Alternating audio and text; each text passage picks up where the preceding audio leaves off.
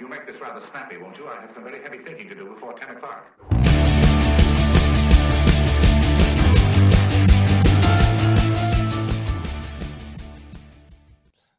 Good morning, everybody. Good morning. So this is the trio. I was going to say, get it right. Texoma.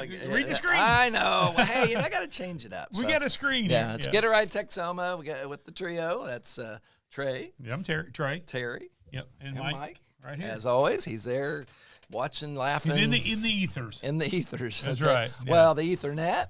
Yeah, I don't know about that. We could have well, you know what? He lives on the ether in Memoriam and in archives and everything else on our. And by the way, we're going to have a tribute show to him in a couple of months. We're working on that right now, putting a tribute show together. He's working of all. I'm actually doing something techie, right? Yes. But it's with a lot of his kind of greatest hits. Yeah. All right. On this show. All right. Well, cool. Because he did 106 episodes. Yeah. Oh my. Well, yeah, we did.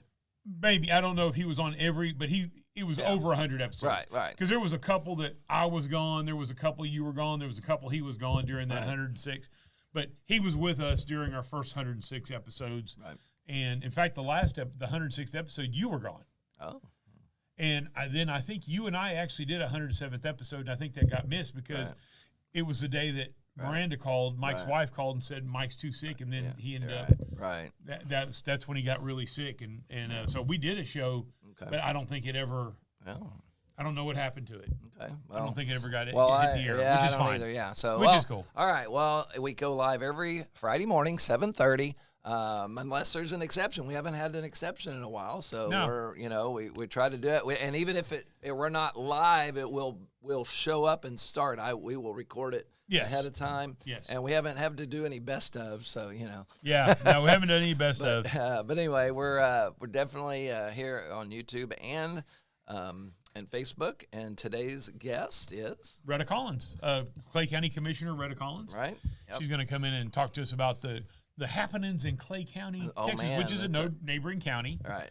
And so we try to and shaking, man. Yeah, we try to, and I need to get a couple Archer County people. I know Wade Scarborough over there, and I need to try to get a couple Archer County people over here. We seem to have more Clay County and Wichita County. So right. Yep. So please comment and share because we actually get to see your comments live, and we appreciate it. Yeah. Please. We appreciate you watching. I mean, I really enjoy when somebody says, "Hey, watch your podcast." Or used to, "Hey, heard you on the radio." Yeah, I know. You go, "Thank you." It's nice. Yeah. And it's nice to hear that. I always say thanks for listening. Right. Even if they don't like us. Right. And the fact that you're taking the time to listen to a couple of dudes from Texas here, he was grown up here. I came from Fort Worth, but you're a Texan. Right. Yeah, I'm a Texan. Yeah, absolutely. We're all three of us. Mike.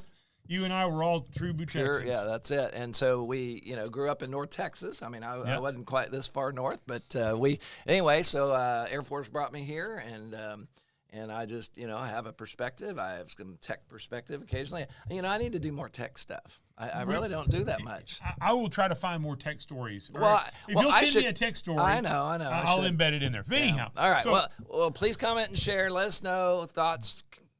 Whatever, blah, blah, blah. So let's get right into it. This is to Get It Right Texoma. Well, first day off, the wind that was supposed to come in, the north wind that was supposed to blow in at 9 o'clock this morning, was a little early. Yeah. Mother Nature did not look at the schedule. Yeah. It was scheduled to be at 9 o'clock. Yeah, there you go. You had it scheduled, man. Yeah. So anyhow, Mother Nature. Oh, I wonder if she was on Eastern time. It still would have been. Oh, Yeah, well. Should have been somewhere in the ocean. But yeah, there you go. Anyhow. Well, it was east. No, it would have been the other direction then. No, that's right. Yeah, going on Pacific time. All right. Well, hey, we've got what's going on Local here? restaurant focus is Savage yes. Boards. Oh, we didn't even put. Didn't put a link in I'll for bring Savage it up. Boards. You start talking about it. So Savage Boards. Well, you actually. Yeah. I've not been there. Yeah. Usually you're the one who said I've never been there. Yeah. This is not one I've driven by it. I used to bank there. Right. No, there used to bank there. Yeah, it was Wells Fargo used to be. Oh, Wells I didn't Fargo know had that. a branch there. Yeah, Right. No, Wells Fargo had a bank there, and so it's in the there we go. Wichita Tower. Yep. I guess. No, it's not Wichita Tower. That's down. Not Wichita Tower. The on 8th. Yes, well, I've lost it. It used to be the Wichita Club at the top of it. Oh, okay. Yeah, but anyhow. Yeah, it's 809 8th Street. It's on the other side. That would be the south side. Right. It's on the south side of the building. And it used to be, for a long time, it was a Wells Fargo branch right there. I think it was a bank to begin with. Okay. It had a drive-through. It was a Wells Fargo branch. And then the chocolate place, there was a chocolatier place that was really good. They made custom chocolates. They were there for a long time. And then Savage Boards. And I've just never gotten a chance to go over there, but they do more than just charcuterie, right? Right. Oh, yeah. I had a sandwich. I have a chicken salad sandwich. It's got fruit in it. It's got, I like it. Well, yeah. You lost me at that. Oh, man. That's the way you do chicken fruit salad. And meats. No, I do not think so. Fruit and meat do not go Well, together. they got plenty of other things, so just because you don't like that. But that's all right. But that, So anyway, yeah, they had other stuff, but they were really nice. They took That's a the Yankee time. chicken salad. Yeah, they took the time and showed me the menu and kind of explained some things, which I always appreciate. If you're new, I always tell places if I've never been there, I say, hey, I'm new, and then you kind of get, if it's this teenager that goes, we have sandwiches, dude. If they start the conversation with dude, you know you're in trouble. So don't try that at McDonald's. Don't you know? I mean, well, first off, the menu's been basically the same for but that's what kills me. Somebody stands in line at McDonald's and they're about four people deep. They get to the counter and they go, "Can I help you?" And they go, "Oh." Well, I don't go, but I. No. I'm talking about the people that do that at McDonald's and like looking up there and like, dude. First off, you've been in line for like 10 minutes. Yeah. Secondly, the menu is pretty much. I mean, they've added a few things there and taken a few things away, but it's pretty much the same. Well, it's the same. They used to piss me off when people used to write checks at the like the grocery store when it was a common thing to write checks. And they would sit there and wait until they get up. Until they got the total. Oh, yeah, they wouldn't even get their goddamn checkbook out. Yeah. You'd have the complete total, and they go, okay, that would be $73.42. Yeah. And then you get your checkbook out. It's like, you knew you were here. You knew you were going to write a check. You knew it was going to be United Supermarkets. Yeah. You knew how to sign your name. I had that damn thing down to where I had the date, I had the who it's paid to, and I had my name signed on it. And all I had to do was write the numbers in. Man, though, somebody could have just, should have come and beat me up and taken my check from me. There you go. And they could have written it for $1 million. I think I was. Good luck. Yeah, they could have really They could have almost drained my bank account if they did $1 million. I know. So, yeah. All right. I never felt unsafe in the line at like United Supermarkets. But this is not McDonald's or United Supermarkets. No, this is a specialty. Yes, they. But anyway, they're there. They've got a really nice vibe, and when you walk in, it's fresh, it's bright, it's look at that charcuterie board that's at the bottom. That is massive. Oh my! In the lower corner. Let's see what that. Oh, holy shnikes! Man, that's a work of art. Yeah, look at holy cow, crackers. I like those kind of crackers. But no, they got little what is that? Peanut butter nuggets. Or pretzel nuggets, but they usually got peanut butter in the middle. Look at that. See, grapes. They belong. I'm sorry, they belong. Oh no, I don't. I don't eat like a piece of ham and grape at the same time. Oh, I see. I don't mix them up. No, I'll eat a grape or I'll eat fruit at the same time I'm eating something else. I don't just put them together. No, I got. That's a thing. I don't like pineapple on the pizza. I love pineapple on the pizza. So. Anyhow, so Terry went there and was very impressed with it and said, "Hey, we need to highlight these people." Yeah. And they were on the list, but they were farther down on the list. We Terry bumped them up. Terry bumped them up. Hey, but anyway, I told them that we were going to do this, and they were like, "Okay, great." So we'll. So anyway, go tell them that you heard it on Get It Right Texoma. That's right. Savage Boards. Check them out, and they do.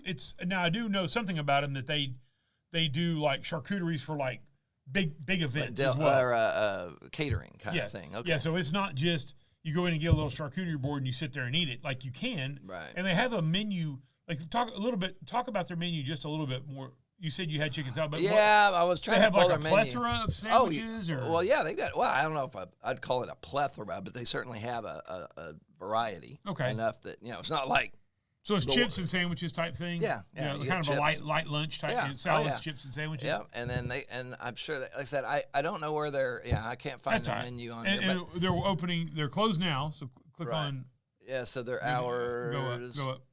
There it is. There it is. Okay, so that. So they're closed on Saturdays and Sundays. So their lunch basically, and late lunch maybe, and then But they're taking care. Yeah, well, till 2:30, 3:30. Yeah, 3:30. Yeah, so it's kind of lunchish. Yeah, lunch, brunch, whatever. Brunch through late lunch. Yeah, there you go. So, but yeah, go check them out. And like I said, even if you have been there before and you saw this, please let them know. Just to absolutely, because that's the whole thing, is to kind of expose, if you will, these little gems. You know? So we want to expose ourselves.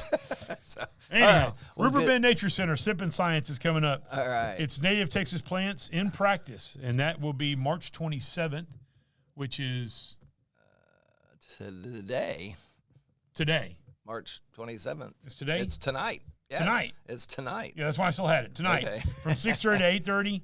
You might have to call them and make sure you can get a ticket. I'm sure you can. Yeah. Well, let's see. The Sippin Science projects are pretty neat deals. It doesn't say sold out. Yeah. So you can buy your tickets now. I'm sure you could call Jenica over there and get you a ticket today.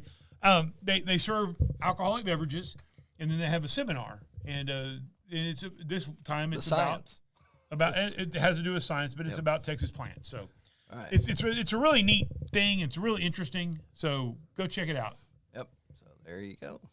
All right. And then the Harlem Globetrotters are coming to the Kay Yeager Coliseum here in Wichita Falls for the 100-year tour. Can you imagine the Harlem Globetrotters have been around for 100 years? Well, geez, so they before me then. March 31st. Right. So that is that's this weekend. That's next week. So this is the 30th is Monday, right? I'm thinking Tuesday. That'd be Tuesday. Yeah. So it's during the week. Yeah. By the way, the Harlem Globetrotters started by a Jewish guy. Oh. Did you know that? No, I didn't. Yeah, the history of the Harlem Globetrotters. Yeah, it was a little short Jewish guy, and he thought it would be an interesting thing. And they were all black, of course, black athletes, and some great basketball players. It's one of those, and not just basketball players, characters. Right. That's the nice thing about them is they weren't just great athletes who were professional athlete quality basketball players. Right. They also had personalities and characters, and brought fun and family entertainment and stuff, and they still continue to do that to this day. Yeah, well, I when I was growing up, it was the Meadowlark Lemon, Curly Shavers. He's the one who was bald that did the roll the ball, roll the ball down there, and they play every time the Washington Generals. Yep. They don't always lose. I guess they beat. Yeah, I think the Washington Generals won like 25 or something last 2 years or whatever it is.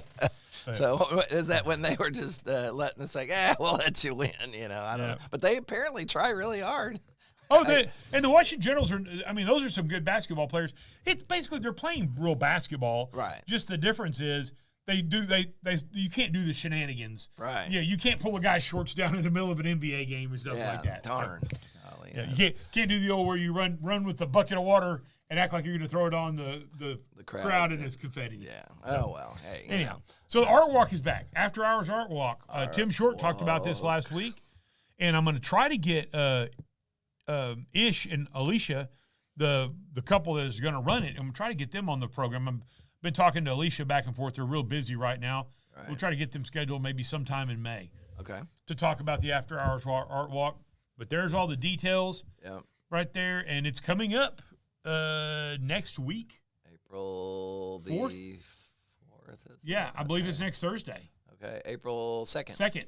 Next Thursday. It's even faster, So it's like here. Yeah, next week. So but it's a whole new thing. Give them some grace, please. Yeah, I was going to say, give them some grace on all of the from vendors all the way through to see, because it's going to be the first time they've done it, and they're an event catering, and I'm sure they'll do a good job, but there's always something that you learn from every time, and so. Well, it's their first time doing it like this, and they're going to have a specific location. It's not going to be as much the Wild West, but it's still free. It's it hasn't turned into some corporate entity out of Dallas didn't come. These are local people. Right. They run Loco for Cinco already. I forgot the name of their company. But they run Loco for Cinco, and they do all kinds of events downtown. So they're local people who Potentia. There's something part of that name. Potentia. Potentia. So anyhow, they're local people, local couple. Yeah. And they're going to use local people for the workers. It's going to be a really neat deal. So go check it out. And next week it ought to be pretty nice. The weather it's going to be probably in the 80s. Right. So not too bad. All right. And then let's set up. Well, next thing up is just real quickly, we just need to mention that Chuck Norris, the famous Chuck Norris, passed away actually last Friday, not too long after our show aired. Okay. His family said, they didn't say it was right after the show. Right. I added that part. Right. But, but it was last Friday. Yeah. Chuck Norris was one of those guys that was this guy was a real fighter. Oh yeah. Yeah, he really was a real martial artist. He was no slouch. He was a for real martial artist. Got a really good story. I saw a documentary about him and his fighting career a few years ago, or a couple years ago, and then he got into the acting. All right. And did a great job. And of course, Walker, Texas Ranger was his big thing. Now, the one thing I will tell you, Chuck Norris is a little dude. He fought like welterweight, flyweight, middleweight, or I don't think he was middleweight. I think he was below that, strawweight or something. He fought really at a low weight class. He was short and he was fairly small. Right. But on top, Walker, Texas Ranger, they didn't portray him as a short guy. It's like Tom Cruise. He never looks like a little short guy in the movies, right? So there used to be the studios at Las Colinas down in Dallas, and they used to film Walker, Texas Ranger there. Right. And they had apparently the first, I never watched the show really, but the first episode was a Mexican cantina scene. And they had that set there. And I was the tallest guy in the group. I'm 6 foot tall. I was the tallest guy in the group. And the tour guide said, hey, walk through that door right there. Plus, I'm also I was the biggest dude in the group probably, but I was for sure the tallest. And I walked through and the door frame hit, and my shoulders, I had to pull my shoulders in. Yeah. So when they showed Walker, Texas Ranger walk in the door, and he looked like he kind of filled the door up like a regular one. I completely filled that door up. Yeah. And then you walk up, and the like the bar top is about waist high, and all the tables are short. So it's all scaled. It's all scaled down to make Chuck Norris look big, but he was a larger than life character. Right. A great actor, great martial artist, great entrepreneur. And just a really good role model for people in fitness. So he'll be missed. All right. Well, then, what do we got next? Next up, I want to talk about Doge. Now, you don't hear much about Doge right now because Doge has officially been shut down. It was never meant to be a permanent thing. Now, it did shut down sooner than it was supposed to, and I don't know. I'm sure there was some politics behind that. But right here, you can go on the website. You can see right there what the savings are. Now, I know that Trump, like he always does, and Elon Musk were talking about how much money the Doge was going to save. And they were talking about more money than this. But the fact is, there's still some principles at work here. Oh, sure. So they're still going to be saving money, but they were counting and tracking money right here. It's a real interesting website, but I hate it when I hear people, and the politicians do this a lot, that go, $215 billion, that's a drop in the bucket. No, it's not. It's a shitload of money. Yeah. But now I know it's not a billion here and a billion there. It's not a big part of our economy, but if you look at it, it's $1,335 per taxpayer that it saved you. I'll take it. Yeah, I'll take it. But the other side of it is, now they've taken some of the former Doge people, and they've embedded them in IRS, Social Security Administration. Let's see. Well, I guess that was IRS and the Social Security Administration. There was some other places that they were embedded, but they're focusing on technology and stuff. Right. Well, yeah. They kind of uncovered. I hope that the what is it? The OPM, Office of Personnel Management, because a lot of that was exposed that they had this big warehouse that they're still manually doing a lot of stuff that easily could be modernized with some technologies. Oh, wow. But then they had a whole bunch of people automation should. Here's the thing about AI and automation and all that. Yeah, it's going to take some jobs, but if you learn how to use AI now, that's the emerging thing. If you learn how to use AI, that's really your job will be replaced by another person who knows how to use AI is more likely. Yeah. And the fact of the matter is, if the computers you're using say Tandy on them, right, it's time to upgrade. Right, exactly. And so that's the point, though. But it's going to take a while, but they should be able to modernize this and make it faster and increase customer service. And because as I understand it, to retire, if you're a civil service employee and you want to retire, you have to give them months in advance, and it's they can't to calculate your pay, and it just took my friend, Rosa Marlin. She was active duty, and then I was with her in active duty. She became a civil service employee after, and she then, since a couple of years ago, retired. They moved to Michigan. But I remember Ken, works for me even today, saying that well in advance they had to tell them, and then so that they could figure out. No idea what the calculation would be for her retirement. It's all kinds of. It's weird. A mess, and so the good news is there. Sometimes it takes a while to change. It's a big ship. Oh yeah. And you don't turn an aircraft carrier around in a small swash. It's a big ship. Plus you have all the people that are the long-time people who have been embedded in this shitty system. Yeah. Who've been just kind of basically bilking the system. Right. It's the same thing as you call them in the military. Road, retired on active duty. That's right. Some of these people have basically been retired, but they're on active duty, but as civil servants. Right. They love this slow process that drags things on because it gets them a paycheck. The government is not designed to create jobs for people. Right. That was not the intent of government. Right. The government is because the government doesn't make money. Right. The government only spends money. Right. So the government is designed to support or to serve the taxpayer, not to create jobs. Now, in that happening, yes, there will be jobs created. Right. But you're not guaranteed a job. Right.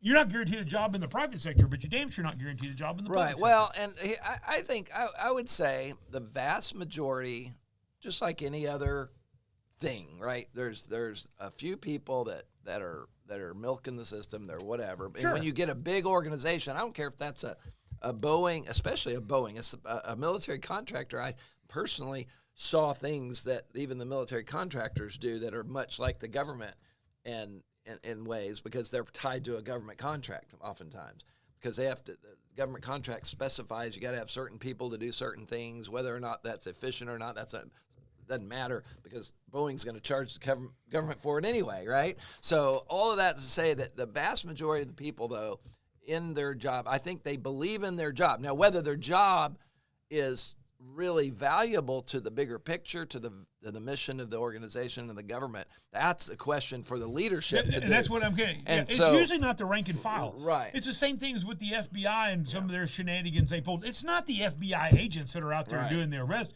It's the leadership. It's the management. And it's the upper management. That decide. That's the same thing as here. Right. That's what Doge was supposed to go after. Not to go after the person who's doing what they're told. Right. I mean, if you get hired on as a job, whether it's government, private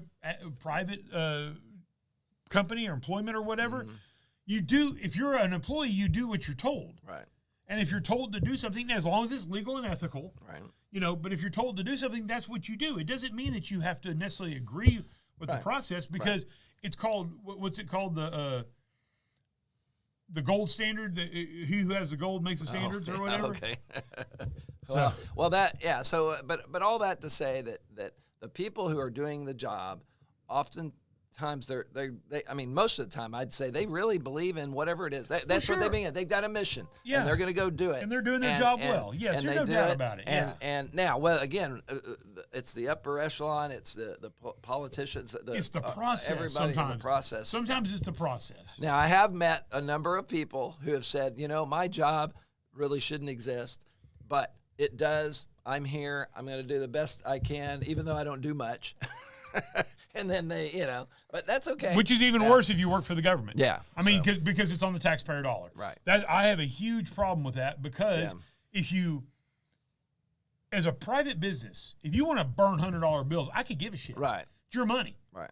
But when it's taxpayer money, it matters. Right. So, there you go. All right. Moving on. Immigration. Okay. I've talked about this before. See if we can get this on the screen. Oh, yeah. So we're going to. I've kind of revised my immigration plan. Your immigration plan. Man, he's going to get this through. No, we're not going to get this through. This is just me running my mouth and trying to throw something out there knowing that damn well that nobody's going to listen to me. Yeah, let's separate it. Yeah, there we go. So what is this? So First off, this is just a several-point immigration plan. The whole point behind this, by the way, the reason I'm so passionate about this is because illegal immigration hurts a lot of people. Sure. It not only hurts American workers, but it hurts those people that they get trafficked over here. Human trafficking happens, and then you get people who come over here as illegal immigrants. And just because they happen to be born in a poor country and they're poor people, there's people that will take advantage of them over here. And that's bullshit. Right. Oh, yeah. I don't that think puts you have them in a vulnerable position. That's Absolutely. right. They're human beings. Yeah. They're human beings. They have a right to dignity. They have a right that, they don't have a right to a job, but they have a right to dignity. So what I want to try to do is bring these people in out of the shadows and make them legal. Right. Make sure, because if you're legal, then somebody can't employ you under duress. Sure. Somebody can't pay you way less than what you're supposed to make. Yes. Well, and by the way, you're also you're taking you're paying into the system. Yeah. I know a guy who's a Mexican national, and he lives in Mexico, but he's worked in America so many years on a green card. He's actually drawing Social Security now because he paid into the Social Security system. Right. He deserved it. He earned it. Yeah, sure. So that's the whole point behind this. So what's your plan? Real quick through here. All right. So if you come to the U.S. under 18 years old, you have a clean criminal history, and you're not on any government benefits, you're given citizenship. These are what they call the dreamers. It wasn't their fault. Right. If you came here when you were 3, 4, 5, 10, 12 with your family, your parents came over illegally, and you came over with them, well, you were a little kid. You couldn't do anything about it. So let's give those people citizenship with the caveat, clean criminal history, and you're not on government benefits. Right. Okay. Okay, if you're here illegal and have a criminal history, you're deported with no chance of return. Okay. So if you have a criminal history, you don't go. And when I say criminal history, I don't consider Class C misdemeanors. Right. In other words, if you've had a speeding ticket or a felony, no, felonies. No, right, even a Class B, misdemeanor. But a low class. Class C misdemeanor is that's your cutoff. Yeah, that's my cutoff. Class C misdemeanor doesn't include jail time. Right. So now, if you're habitual there, maybe we'll talk about it. Okay. So all right. So then number 3, if you've been in this country more than 3 years, and you have then here's the crux of it. If you've been in this country more than 3 years, and you have no criminal history, and you've held a job consistently for 2 years, and you've not received government benefits, you have 90 days from the date of this proclamation to go to a processing center and get processed. They're going to check your criminal history. They're going to make sure you're not on benefits, and you have to prove that you've been employed, and you still are employed, that you have employment, right? And then if you go there, what if you're using somebody else's social? Well, you're going to have ID. There's going to be some sort of picture ID or something. No, I know. They're going to have I don't know all the details, but I'm just okay. But if that's the case, if you're employed, you've been here for more than 3 years, your nose is clean, you are contributing to society here, but you happen to be here illegally. Right. We're going to give you a 12-month work visa that day, on the spot. 12 months. Okay. 12 months. There you go. Now, I'm sorry. Yeah, so you have a 12-month visa. And then you have an additional 12, so that gives you 12 months to get your shit together. Yep. And now you have to do it legally. Right. Now, at 12 months, if you don't get your stuff together, you don't do it legally, and you don't leave, now you're a visa overstay, and now you go back up to number 2, you get deported, and you don't have a chance to come back. Okay. And then we got. So if you've been in the country over 10 years, have no criminal history, have accepted no government benefits, and consistently held a job, then you're given priority. These are people who came here illegally in their early 20s, 30s, but they've been here for a long time. They've raised their family here. Yes, they broke the law when they came in illegally. But our government let them continue and didn't enforce the law. Exactly. That's to your benefit. Right. And so to me, then you get priority to get a permanent visa. Right. Okay. If you came into the country illegally in the last 3 years, however, or what is this, a however? Or let's see, have no criminal history and can prove you have a job, you can self-deport. Okay. And then if you self-deport. Like is that still active where if you I think it is, yeah. Okay. If you self-deport before you get caught and say, "Hey, look, I'm here illegally," then you go back, then you can get priority to come back into the country to file for a visa. It's not automatic. Right. But we're going to put you at the top of the list. Okay. For this. All right. There we go. And then 120 days we start arresting and charging. This is the teeth of it right here. Okay. So up here, you're not going to do anything to employers at that first part. After 120 days, though, you're all after 120 days, and I would make it a felony. After 120 days, you are now breaking the law. You've gotten 120 days to get your shit together if you're an employer. Right. You're now committing a felony. So we need to put teeth in this. We need to start arresting these people because and it's not everybody who employs somebody illegally. I'm not saying that. But there are so many people that employ people illegally that are taking advantage of those people. Mm-hmm. They're not paying them right. They know they've got them over a barrel. They can't complain, if you have crappy working conditions and stuff like that, because you don't really technically have a right to be here. Right. This is the teeth of it. If we did this right here, it would slow this illegal immigration stuff down in about 2 minutes. So you come here illegally, you're poor from a third world country. You come here illegally. What's the worst that can happen to you? Sure. They deport you and go home. Right.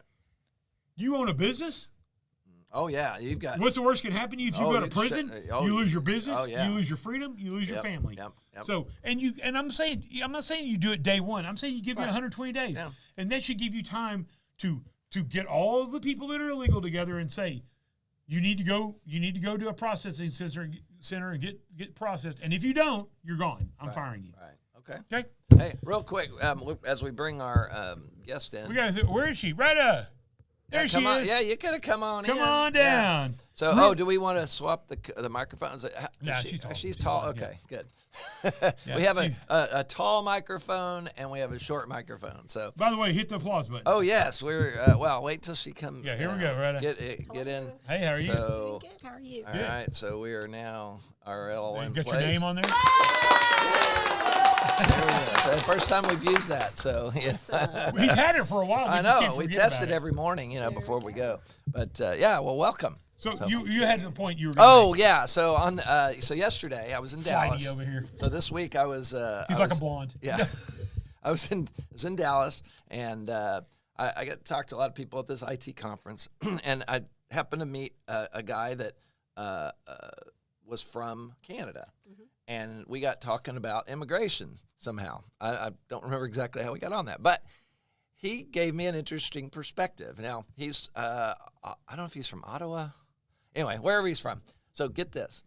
What are your thoughts or feelings about, I hadn't thought much about it, what Canadians think, not that it matters, but what do you think Canadians think about this whole situation? Don't know, never thought. Well, he brought up, what I thought was interesting, was that he said, when I was watching all this, he had discussions with his friends and things, and he was bringing up how he brought up, I didn't say anything. He goes, how Obama was actually deported many more people. Oh, yeah. And that nobody said anything. And now how hypocritical that is, now. Yeah. But I just thought it was interesting that and he says, that we're tougher than the United States way is. tougher. And, Everybody is. And it was just an interesting to hear a different perspective like that. Try to immigrate to Canada. Oh yeah, they have a process, but the truth is they don't. And he admitted, he says we don't have people trying to. I was gonna say, who the hell wants to go there? Right, yeah. But anyway, but they still. He was pointing out that how funny that was, and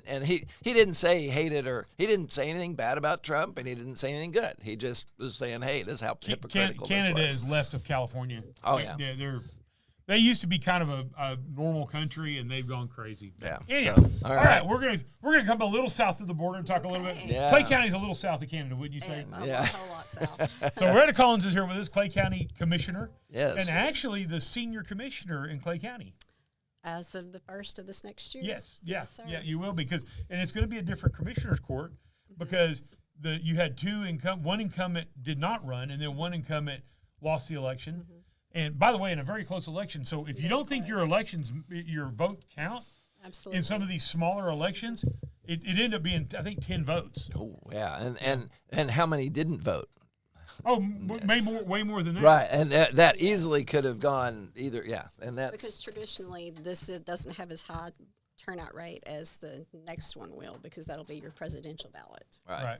Okay. So it always has a bigger turnout. Oh yeah, of course. So. Well, real quickly, we've had county commissioners on from Wichita County and stuff. But tell us a little bit about in Clay County, because every county, the job of a commissioner is very similar, but it is different from county to county based on kind of the size of your county, your budgets, and that sort of stuff. So tell us a little bit about what your duties are as a commissioner in Clay County. So mainly we are basically the gatekeepers of the financial aspects of the county. We have to vote on all aspects of, we have to approve the bills. Yeah. Pull that microphone up a little bit. There you We go. have to approve the bills. We have to approve contracts, and also road and bridges. People think that your road and bridges is what a commissioner's job is. That is part of the job, but a lot of it is administrative. I know for me, I took on our FEMA, and I was able to get all of our projects qualified and obligated. So I have one left to be paid on, and I have to complete that project first, and that's a $300,000 project. Okay. So, but it's a $400,000 project, but with our 25% match, then we get $300,000 back into our.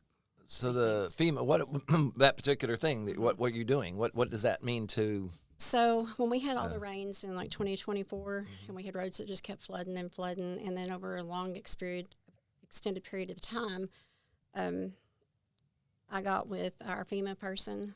I got with our Texas Department of Emergency Management, Lance Liggett, and Keith Birch, who's our emergency management coordinator. And we have to reach a certain threshold to qualify for funding. And so I got all the information that we needed to get us qualified, get it all figured out for them. And then they came and sent site inspectors. And so we went out to all the different sites, and everything got approved.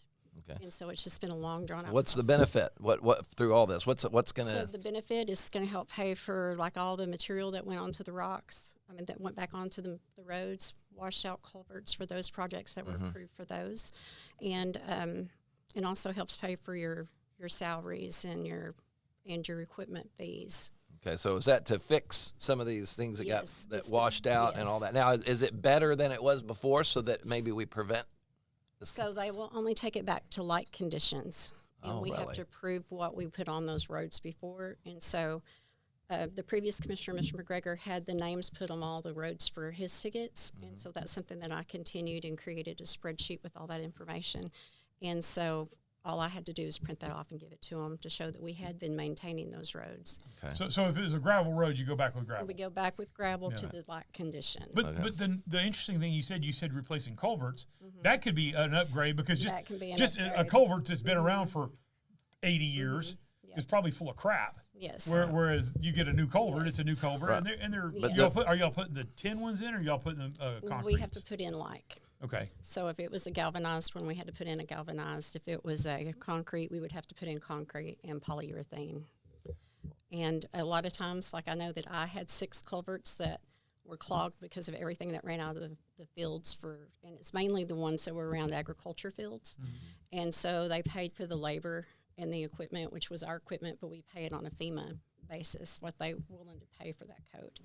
And so we were able to clean out those culverts and do the work around it, mitigate branches that had washed out of creeks, which is a major flooding hazard when we get a lot of swift rain. So but I would assume some of this will help prevent the future, right? But you can redesign or redirect or make a better flow for the water and everything. Being able to go in there and pull all that debris up out of the ditches, and a lot of it's a lot of fines that you can work back up into your road and pack it down. Okay. Well, I live on a corner on.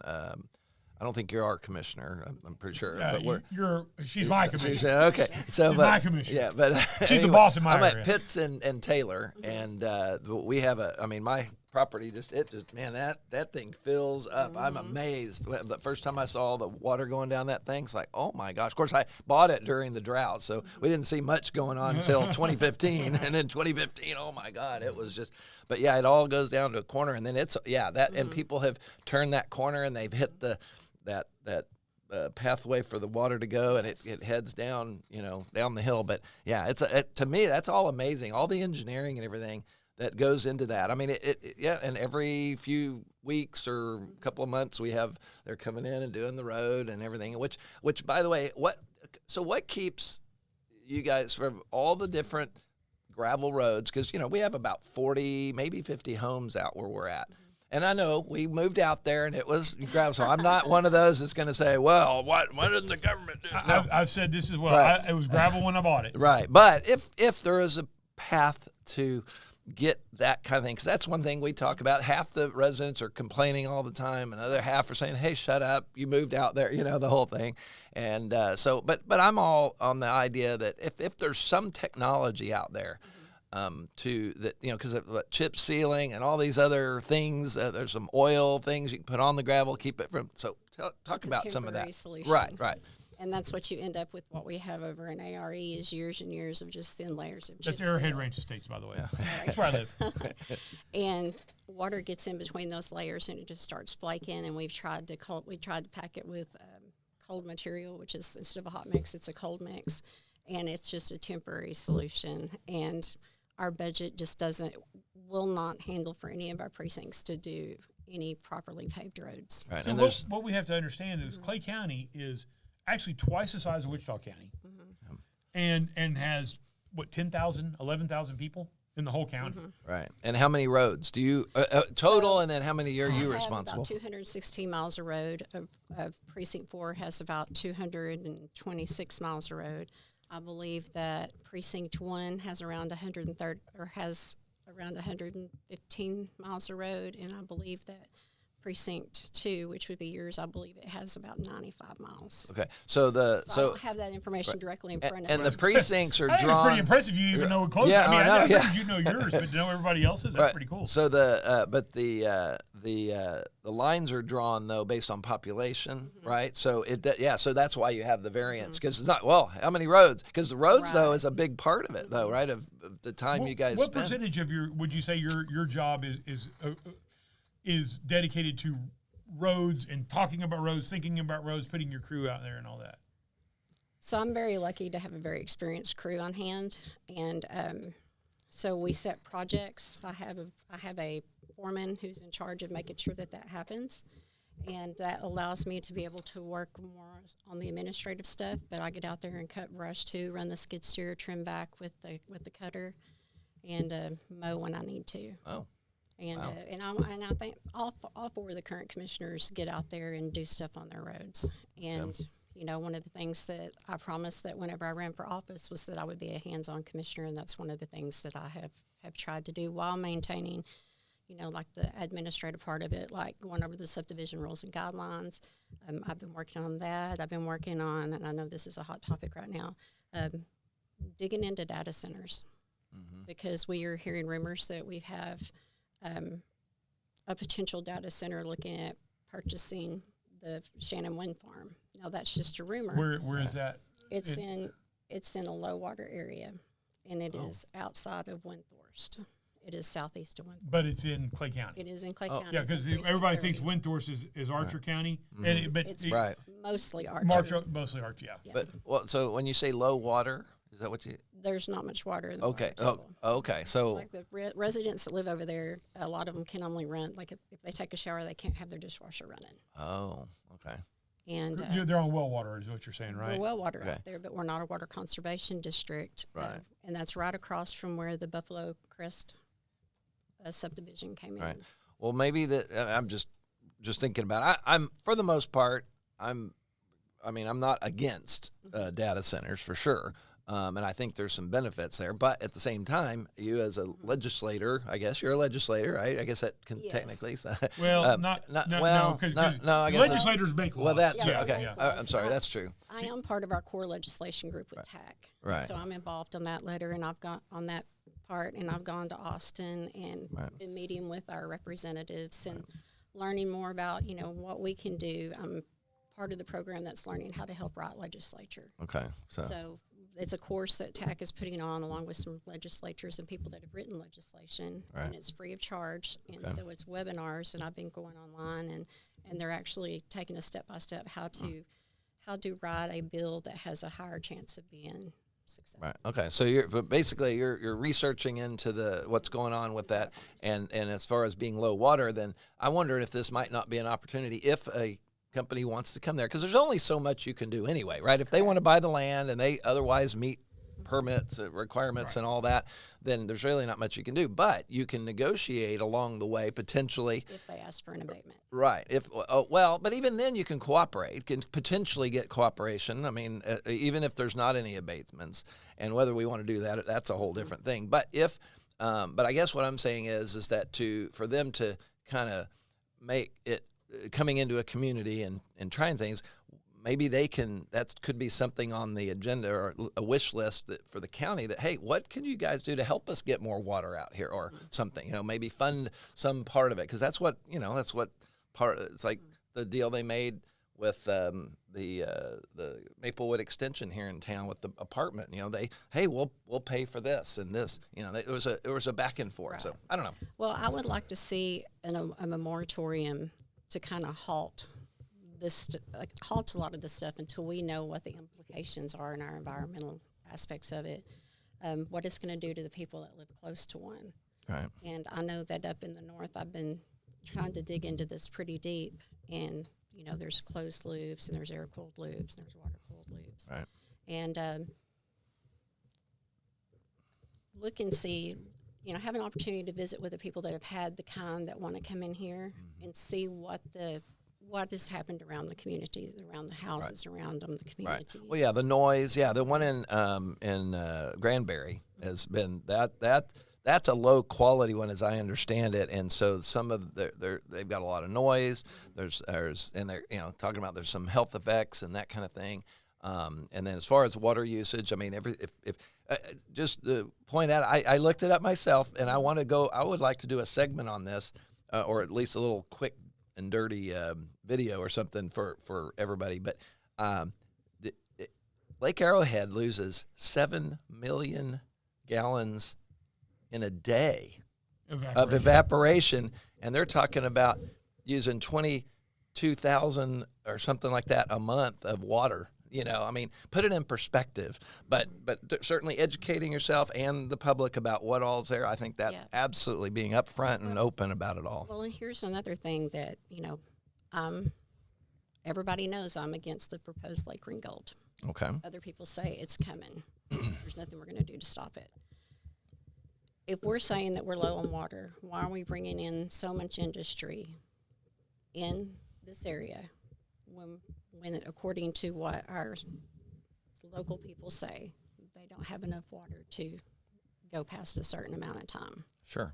And why are we looking at, I would like to, of course, I'm not a member of Wichita County or Wichita Falls, but, I would hope that they would invest in their internal infrastructure to improve a lot of the things within the town that, we see when we come to town. We see the water running down the roads, and, we see the sprinkler heads broke off and water just spraying everywhere. And, you have that going on a lot, and it's just really hard for me because, we are a ranching family, and to see family ranches that are, trying to get forced off their land. Sure. Oh, the eminent domain.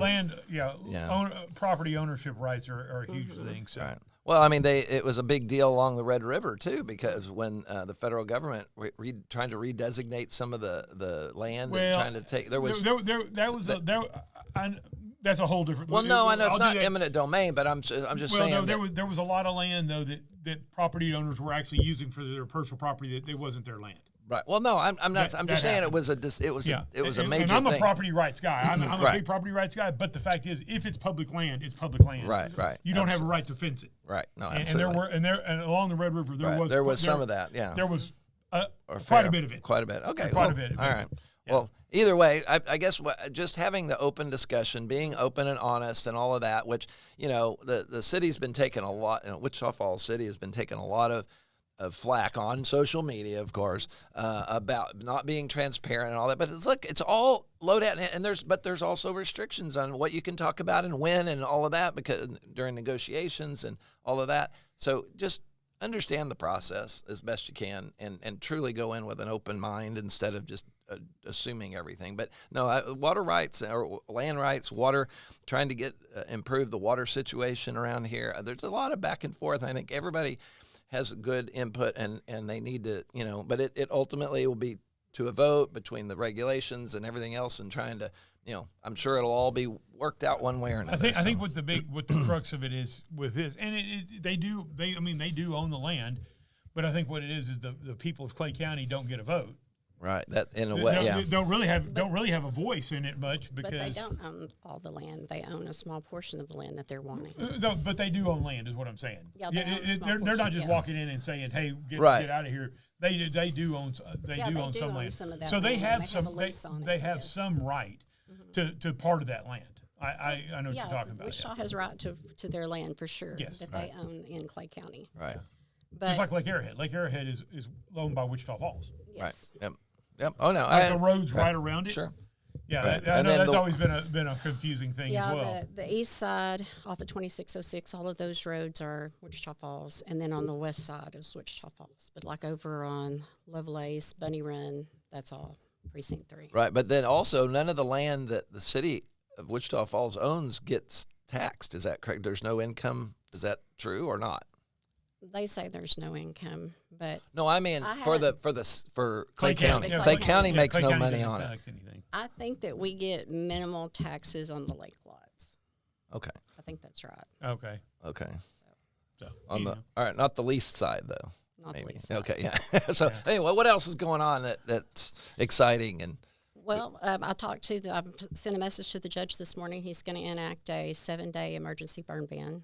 Okay. And I believe he's going to draft. Why? Just because the wind's blowing 85 miles an hour outside and it's dry? Yeah. That only makes total sense, right? Which we lifted it. Absolutely. We lifted it on Monday because our emergency management coordinator, Mr. Birch, he got with all the chiefs, and the chiefs are like, "Look, we've got a little bit of green on the ground. Let's let people that have already got some burns lined up, let them go ahead and burn while they're still green, because when's it going to be green again?" Right. So, but then all this wind hit, so judge is enacting a 7-day burn ban today. Yeah. Well, you can hear it right now. It's it's kicking up Yeah, really. you got to. That's one of those deals that, look, I live in the country too, and I've burned stuff out there as well, but it only makes sense. And the last thing you want to do is burn half the country. Well, yeah. down. Well, but see, here's the thing. Here's one of those things that science kicks into play here. The wind, even though it's not hot, even during the winter. I mean, we have burn bans during the winter. It doesn't have to be hot in order for it has to be dry. It has to be dry, and that wind. I mean, it sucks the moisture out of the ground. It's just like starting a fire. Yeah. When you blow on the fire, or all that. that's all it does. Right. It stokes it. Yeah. So one of the things that we run into is when we have, because I'm very involved with volunteer fire departments and assist, helping them any way that I can. And one of the things that we have to worry about is because a bunch of our rural ranches have high brush on it. So we may get a lot of rain, but when that wind starts whipping, it dries out the top part of that, and then the fire just races across the top, and the fire trucks get stuck. Oh yeah. So that's the thing, and that's that right there. Just because somebody's welding and they happen to, it catches on fire, you're literally, and I'm saying literally here, and truly, you're putting our firefighters or volunteer firefighters at risk of losing their life or getting it major injuries. Yeah, because we don't have any professional firefighter in Clay County, right? They're all volunteer. They're all volunteers. Right. And one of the things that when people are going to weld, have a spotter and 100 gallons of water with you. Yeah, because there's 2 fires that I know of that have been started because they were welding and didn't realize the fire had sparked off behind them, and it was racing. So you could still weld during a burn ban, but there's you can still weld during a burn ban, but you are required to call it in and let us know, and we're going to recommend on high wind days that you don't. Right. And if anything happens, then you have liability or civilly liable. There's a guy down the road from me who's building a fence right now and welding stuff up. So. He's been out there with 2 people though. Yes. Yeah, I think he's doing it the right way. He is. Because he's got a chair out there. So some guys welding, some guys sitting in the chair and stuff like that. So and it looks like they've got water and stuff out there. All right. Well, good deal. Well, so your involvement in the volunteer fire department. So. Since you're a commissioner, you're not over the volunteer fire departments. Not at all. So, but what can you do as a commissioner? Not just you, but all the commissioners. What can y'all do to support the volunteer fire departments? So the county does give we have 12 volunteer fire departments in Clay County, and the county gives $3,000 to go towards their operating expenses out of our general budget. And I mean, these are all volunteers. You know, they've got to pay their insurance, they've got to pay their continued training, they've got to pay for their PPE, and you know, keep their vehicles running and keep fuel in their vehicles. Right, So and who's coming when you have a major in Wichita, or in Wichita County, in Clay County? If you have an injury or you have a medical emergency, who's coming first? You know, more than likely, a volunteer firefighter is Right. going to get there first, Yep, depending on exactly. what community it is, Right. and then your EMS. Right. Well, my father-in-law and mother-in-law were living with us for a bit, and we had a situation where we had to call, and they were there. They run from home to the fire department to grab their equipment, and they come a running, and they are absolutely professional. I appreciate everything. We have Jolly. So one of the things that Judge and I worked into the budget is we worked in a $1,500 volunteer firefighter support line. And so that means and we've used it several times. And so what that means is if we have a fire that starts up late in the afternoon and it just looks like it's going to grow and we're going to have to call in the forestry service, if it's late in the afternoon, we a lot of times don't have enough time to get people called and say, hey, we need to feed so many firefighters. You know, I need this, and this. This gives us the opportunity and I have to deal with like CC's Pizza or Little Caesars is who it is, Little Caesars. And I call them. They give me the lowest price they can on the pizzas, and they have it ready when I get there, and then I take it out to them. Sometimes they furnish us drinks. We have a deal with Walmart that, you know, if we have big fire days like what we've had out there around you, we've set up kitchens in the volunteer fire departments. And people just show up. They want to know where to give. And so what we've worked on doing is establishing, like if we have a fire here, we want to put one of the fire departments that's out of the way a little bit so that people aren't going through the fire or to the fire. And so they can do their donations if they want to help put bags together, if they want to make sandwiches, you know, if they want to, you know, help load vehicles so that the judge and I can run stuff back and forth. We're trying to alleviate the traffic out into the areas, because out when we did one of the last fires at your place, people kept turning around and driving down like Pocahontas and driving down, and then they were turning in front of the forest. By the way, not at my place, close to my Not place. at your place, yeah. I didn't set a fire. I'm just kidding. That's the one that started over by Gents Fire and Gents Road. And, you know, and it puts a lot of people in danger. And well, also it congests it because, you know, these emergency vehicles are emergency vehicles. Yes. They need to get through. So I totally agree. Plus, the other thing it does as well, you go out there and start fighting a fire, and you're out there for all day and into the night. Everybody needs to take a break. I mean, it's hard physical work. So the like for instance, if it's say there's a fire at Lake Arrowhead, you might set up Arrowhead Ranch Estates as kind of your fallback. That way, those firefighters can rotate in and out and go back and have some place to sit down and have a meal and do something. So yes, and like that night we delivered till about 2:00 in the morning meals to, you know, like we just drive up. I was in my county commissioner pickup with my lights, and I'd say, hey, you know, I've got this many bags. How many people do I need to feed over here? And so this way it sets Judge and I up for being able to keep everybody out of the way and, you know, respond. By the way, Judge Campbell has been on our show a couple of times. Oh, yeah. And so that's who she's referring to. So go ahead. And we've also used it to buy a shelter for the guys to get out of the sun, like canopies, a cooler to keep drinks in. One of the sunscreen. You know, that's one of the things they haven't asked for. Oh wow! Well, they're kind of covered up. They're not out there. Well, yeah. I mean, they got equipment on. That's true. You know? I hadn't thought of that. They don't have a lot. If you're fighting a fire, you don't want to have a lot of exposed skin. Yeah. And I will say that our community is fabulous about supporting our fire departments. I mean, they show up with drinks. We have people taking stuff out of their garden, like bringing watermelon and, you know, cucumbers, and I mean, just bringing everything up there and saying, hey, take this, give it to somebody. Pickles, they love pickles. They like those pickle juice things that you can freeze in the freezer. And, but, you know, one of the things that we've done in the community was so great in having it Cool Invest. Like Arrowhead Ranch Estates has Cool Invest for for the entire county. Well, there was a fire over in Deep Precinct 4. And it took them, because they had to go to the people that weren't on call, you know, they weren't called out. They had to go and get it out of over there at Lake Arrowhead Ranch Estates, and then they had to take it all the way down there, and it was an hour and 15 minutes. And they're expensive. And, So it got me to thinking. I was like, man, there's got to be an easier way to do this. And I got to thinking about, I'm a ranch girl, and I got to thinking about, when my horse foundered, I had to wrap his legs in ice wraps. Mm-hmm. And so I grabbed some out of my freezer and that I keep it in, and I took it and I just kind of clamped them together and stuck it into a water cooler. And then the guys just kept drenching it and putting it back on, and they really liked it. So we talked to them and talked to Keith and sent out a deal, and they sent them to me, had them sent to me, and we were able to provide, I think it was 6 cooling vests for the guys. And our Keith Birch, our EMC, he carries them in his cooler in the back of his pickup. So he can go. So he can be there. He doesn't have to go somewhere to pick them up there with him all the time. That's cool. Pierce donated the cooler to keep it in. So they gave them one of their big long coolers. But we just try to support them, and make sure that they have what they need to be safe.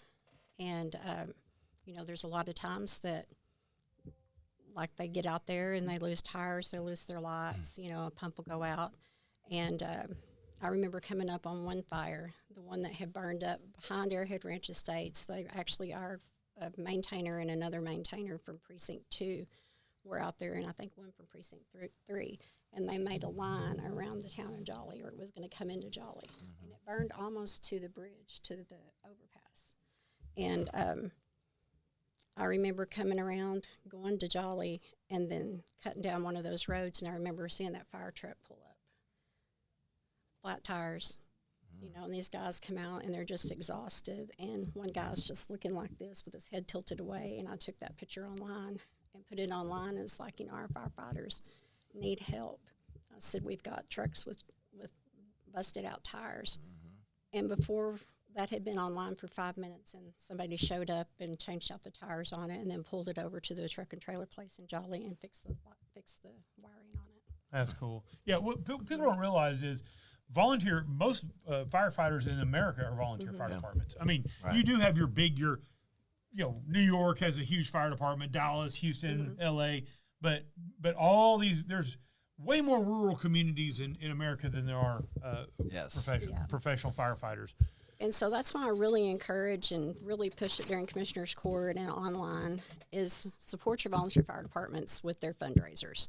Like May 16th, we have Airhead Ranch Estates at 6 p.m. Then Henrietta has theirs this weekend at 11 a.m., and they make fabulous briskets. Byers is having one on May the 2nd from 5 to 7. Joy is having a fish fry on April the 18th at 5 p.m. And then we also have the Clay County Turkey Fest coming up then April 9th through the 11th, and the hospital's actually putting on the fun run. And then also the community, Clay County's also, the hospital's doing their community blood drive on April the 16th. Yep. All right. Well, cool. So she promoted the stuff that we should There have you go. been promoting, right? Yeah, there you go. So as we wrap it up here, we really appreciate your insight on it. Is there anything else that you'd like to just let people know about Clay County? Just kind of Terry and I both lived in Wichita Falls and found Clay County. I mean, I grew up here. He didn't grow up here, but I grew up in Wichita Falls. I always wanted to live in the country. And we kind of found Clay County. It turned into kind of a hidden gem there. So if somebody is kind of thinking about looking at a property and considering Clay County or Wichita County or whatever, what would kind of be your pitch? Why would you want to move to Clay County? Clay County is a very family-oriented county, and we also are very conservative. We have a lot of people that have moved to Clay County because they're former military, and there's actually a site that they go to, and it tells you where the most conservative counties are in the U.S., and Clay County is one of the number ones. And we have a lot of community that comes together. We help each other when somebody's in need, and we have the Clay County Pioneer Reunion. I mean, that is a big deal. We have our own Macy's Day Parade. Yeah. That all of the schools, are part of, and I think that Clay County is unique because we have several different small towns. We don't have one huge. We don't have a city in Clay County.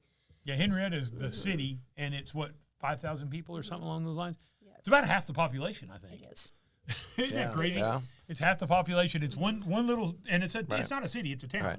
Well, and like Lick Airhead Estates, that's a community right there. Then Red Rock Estates, that's where we're at. And we've, like I said, we got 50, maybe 40, 50 homes out there.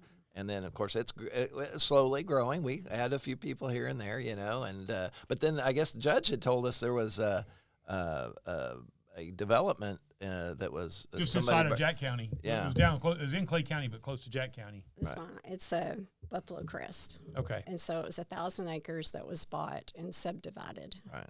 And they did have to go through the plating process, and because they put internal roads in it. Right. So. But have you heard what latest is? I mean, how many homes have they got, or are it's private property. Right. And so I don't drive in there. People say you need to go in there and see what's in there. Well, it's private property. Okay. And so I talked to an attorney, and he's like, you don't need to be going in there. Oh. Okay. Yeah. So they bought it, and then they built their own roads and all that. Yes. Yeah, that makes sense. Okay. That makes sense. And and anybody that comes to Clay County, if you buy some land and you want to build a house, you have to make sure that you get your septic permit.